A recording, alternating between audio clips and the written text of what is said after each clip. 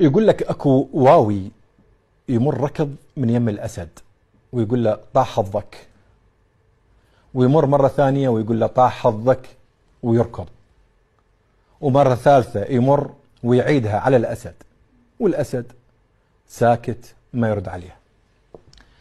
اجى النمر وقعد بصف الأسد. اجى الواوي ركض وصاح على الأسد طاح حظك. النمر استغرب وسأل الأسد شبيه هذا الواوي؟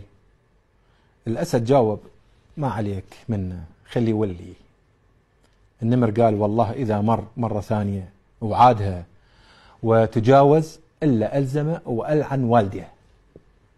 الواوي افتر مرة ثانية ورجع يركض وصاح على الأسد طاح حظك. كان يقمز النمر ويركض ورا الواوي. الواوي ختل بحفرة بوابتها واسعة لكن مخرجها ضيق كلش. النمر دخل أصب الحفرة وما قدر يطلع مثل الواوي. الواوي حصرة للنمر وسوى بيه العجب، طيب شبع ضرب. ورا ساعتين طلع النمر من الحفرة ورجع قعد يم الأسد وسكت ما حكى أي شيء. كان يجي الواوي ركض وصاح للأسد والنمر طاح حظكم. النمر ما حكى ولا كلمة. باوع الأسد على النمر وقال له هاولك بس لا وداك نفس الحفرة.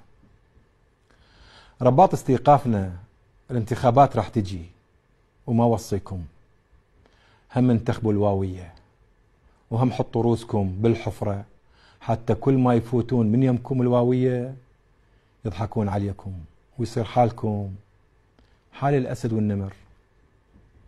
مع السلامة.